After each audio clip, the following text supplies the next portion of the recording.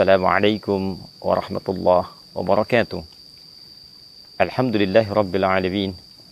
Wassalatu wassalamu ala rasulillahil karim, nabiyyina wa sayyidina Muhammadin wa ala alihi wa sahbihi ajma'in, wa ba'd.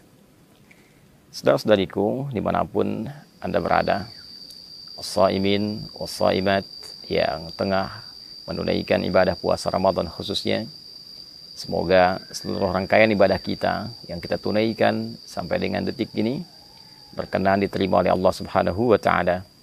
Baik puasa yang kita tunaikan dari mulai fajar tiba sampai dengan maghrib datang, pun demikian dengan ibadah malam kita, solat-solat kita, tilawah Quran kita, zikir kita, dan taubat kita kepada Allah Subhanahu wa taala. Semoga penerimaan terbaik di sisi Allah Subhanahu wa taala menghadirkan beragam keistimewaan yang dijanjikan oleh Allah Subhanahu wa taala dan Rasulullah sallallahu alaihi wasallam yang mempertegas itu semua dalam hadis beliau.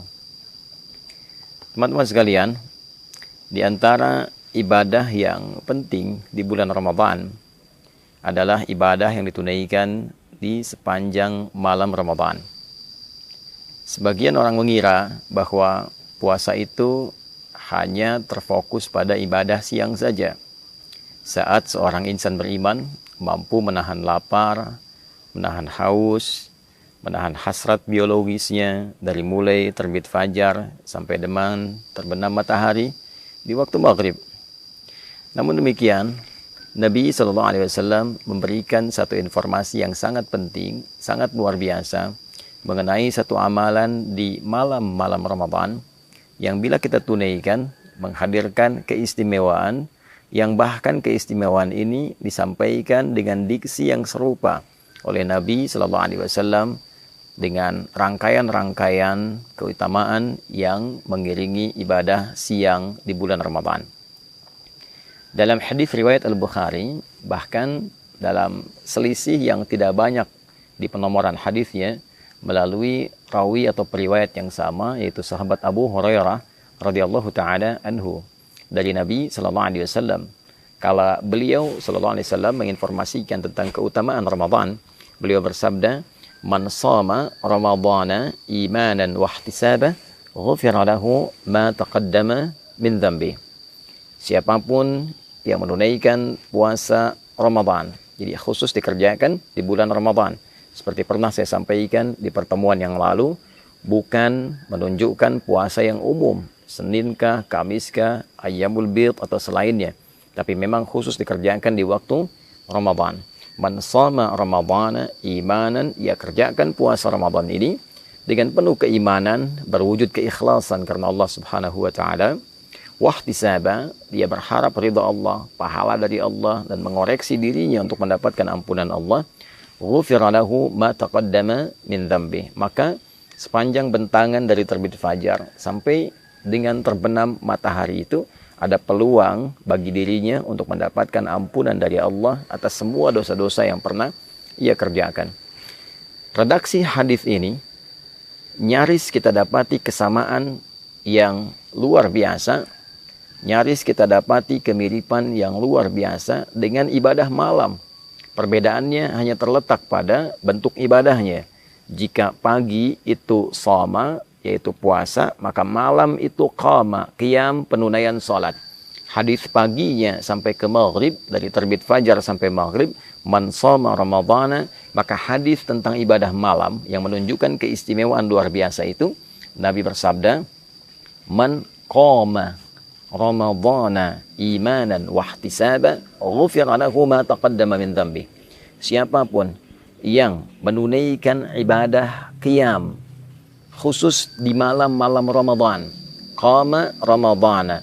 Jadi qiyam ini baik itu qiyamul lail sifatnya, baik itu tahajud ataupun witir, dikerjakannya khusus di malam-malam Ramadan, bukan di luar malam Ramadan. Bukan Al-Muharram, bukan Safar sampai dengan Rajab, ya, atau bahkan Syawal, atau bahkan kemudian Dzulqa'dah, Dzulhijjah. Ini khusus sepanjang malam Ramadan saja. Man qama Ramadhana, siapapun yang mampu menghidupkan malam Ramadan dengan menunaikan qiyam. Qiyam di sini dimaksudkan salat. Karena redaksi salat di dalam Al-Quran seringkali diiringi dengan turunan kata qama. Baik itu dari qamanya ataupun aqamanya. Aqama yuqimu iqamatan, aqimus salah, yuqimunas salah, aqimis salah. Bahkan sebelum salat ada iqamah untuk memberikan isyarat kepada kita kesiapan untuk menghadirkan kekhusyuan sebelum menunaikannya. Man qama ramadhana, siapapun yang menunaikan, menghidupkan malam Ramadan, menunaikan salat dengan penuh kekhusyuan, imanan, dan dia kerjakan salat ini karena Allah. Bukan karena trennya orang bangun, dia bangun. Bukan karena trennya orang menunaikan salat ini berjamaah, dia ikut berjamaah. Bukan karena trennya menunaikan salat di masjid fulan, masjid X, masjid yang ramai, lalu dia ikut ke situ hanya untuk mengupdate statusnya. Bukan. Dia kerjakan semua ini untuk mengharapkan ridha Allah Subhanahu wa taala. Wahtisaba, dan dengan keikhlasannya ini dia berharap benar ridha Allah, pahala dari Allah, seraya dia menghidupkan nilai evaluasi bagi dirinya. Dia evaluasi dirinya, dia bermuhasabah. Ghufira lahu ma taqaddama min dzambi. Sama persis kalimatnya. Maka ia berpeluang mendapat ampunan Allah Subhanahu wa taala dari semua dosa yang pernah ia kerjakan selama hidupnya. Jadi antara ibadah siang dengan ibadah malam, satu ada keistimewaan yang serupa, yaitu sama-sama berpeluang menghadirkan ampunan Allah Subhanahu wa taala. Serupa dengan hadirnya peluang ampunan dosa dari Allah Subhanahu wa taala. Oleh karena itu, ibadah malam ini tidak boleh disia-siakan. Jadi sebagian ulama bahkan berkomentar jika ada orang yang menunaikan puasa di terbit fajar sampai dengan maghrib menjelang malam itu, dia menunaikan puasa dengan sempurna, benar puasanya. Tapi dia tidak mengerjakan qiyam di malam harinya, tidak menunaikan sholat di malam harinya, maka seakan ia tidak mendapatkan kesempurnaan Ramadan. Karena ia berpeluang mendapatkan ampunan di siang harinya, sementara malamnya dia tidak mendapatkan anugerah serupa karena tidak mengambil peluangnya. Jadi ini yang pertama. Itulah yang menjadikan beberapa sahabat sampai istri Nabi SAW, khususnya Sayyidah Aisyah radhiyallahu taala anha, begitu memburu kesempatan malam-malam Ramadan. Ya, karena selain ada ampunan dosa, ada peluang yang kedua, yaitu peluang mendapati malam Al-Qadar. Ya, peluang mendapati malam Al-Qadar. Karena ada hadis dengan redaksi yang lain yang memberikan penjelasan, memberikan tafsiran tentang keutamaan menunaikan ibadah salat di malam-malam Ramadan ini. Jadi kalau hadis pertama tadi, man qama ramadhana imanan wa ihtisaba, maka hadis yang kedua, man qama lailatul qadri imanan wa ihtisaba, ghufira lahu ma taqaddama min dzambi. Jadi antara hadis satu dengan yang lainnya saling menafsirkan. Yang pertama menunjukkan jenis ibadahnya yaitu salat di malam-malam Ramadan. Yang kedua memberikan kesan bahwa di antara malam-malam penunaian Ramadan itu akan ada peluang satu malam yang istimewa, yaitu malam Al-Qadar.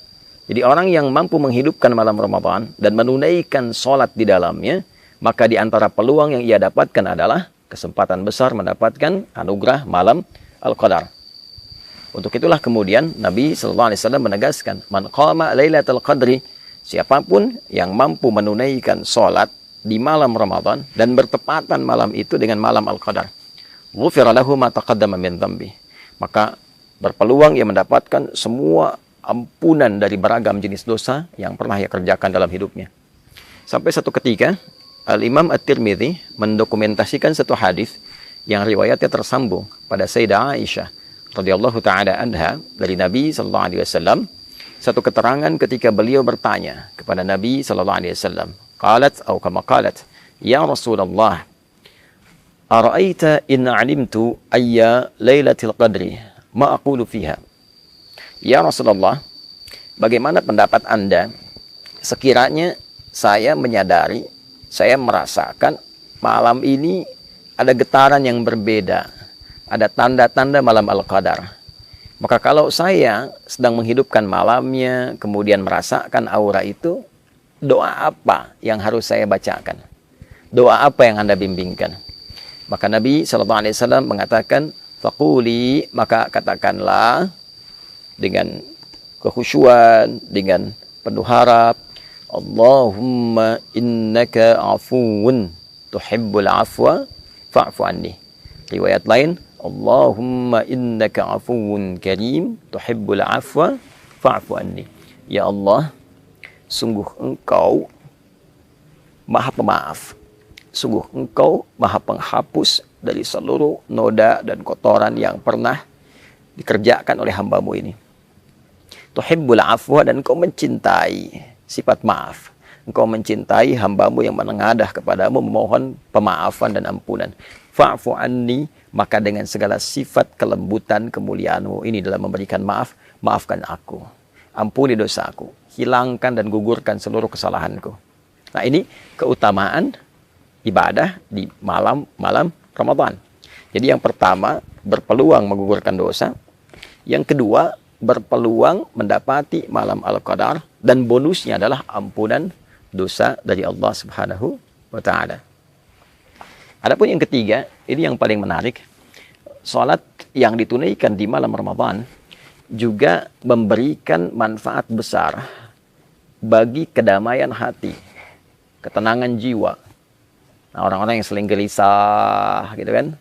Orang-orang yang diliputi oleh ketakutan berlebihan, ingin rapi, mendapatkan ketenangan jiwa, mendapatkan kedamaian. Maka di antara tips yang disampaikan melalui riwayat-riwayat yang valid kepada kita adalah penunaian sholat di malam-malam Ramadan. Jika kita menunaikan satu ibadah, dan ibadah itu berdampak pada ketenangan jiwa kita, pada roh kita, roh yang mengisi nafas kita, jiwa kita, maka ibadah itu, pekerjaan itu disebut dengan tarwihah namanya. Rawwaha yurawwihu tarwihan. Wa tarwihatan sifatnya. Sesuatu yang bila dikerjakan memberikan ketenangan kepada jiwa. Bila kita kerjakan berkali-kali, sekali, dua kali, lalu jeda sebentar, lalu sambung lagi terus 3 kali, 4 kali, ada yang 11 kali, ada yang 23 kali, ada yang lebih daripada itu. Dia jamakkan hingga mendapatkan ketenangan dan kedamaian dalam hatinya itu, maka bentuk jamaknya disebut dengan tarawih. Itulah sebabnya sholat yang ditunaikan di malam-malam Ramadan disebut dengan tarawih, untuk memberikan kesan bahwa manfaat sholat ini, ya, selain sifatnya juga ditunaikan dengan ketenangan, manfaatnya adalah memberikan dampak kepada jiwa yang lebih damai, memberikan kondisi kepada jiwa yang lebih tenang. Jadi orang yang rajin menunaikan ibadah tarawih dan ditunaikan dalam keadaan tenang, dalam keadaan yang baik, itu dampaknya ke hati akan memberikan kedamaian yang tidak didapatkan dalam suasana-suasana yang lain. Itulah sebabnya kenapa ibadah ini diviralkan namanya dengan tarawih. Untuk memberikan motivasi kepada kita. Ayo, supaya hati kita lebih tenang, lebih damai. Yang kedua, ayo, lakukan dengan tenang. Bacaannya yang baik. Jangan buru-buru. Jangan tergesa-gesa. Lakukan dengan penuh kedamaian. Sampai mendapatkan gelombang, frekuensi-frekuensi ke dalam jiwa kita yang menghunjamkan kedamaian pada hati. Cari imam-imam yang baik, yang memberikan getaran-getaran yang menenangkan kepada jiwa. Nah, itulah manfaat ibadah-ibadah yang ditunaikan di malam Ramadan, khususnya sholat yang kita hidupkan sepanjang malam Ramadan. Jadi sholat tarawih, qiyam Ramadan bukan ibadah biasa. Sholat ini berpeluang menghadirkan ampunan Allah Subhanahu wa Ta'ala. Sholat ini berpeluang menghadirkan keutamaan datangnya malam Al-Qadar. Sholat ini berpeluang memberikan kedamaian kepada jiwa. Masuk ke masjid dalam keadaan yang belum tentu damai sepenuhnya, pulang dalam keadaan yang tenang. Bila pun ajal tiba, wafat dalam keadaan tenang. Ditanya malaikat dalam keadaan tenang. Kembali kepada Allah dalam keadaan tenang. Itu diantara keutamaan yang tersaji dari menu-menu ibadah Ramadan.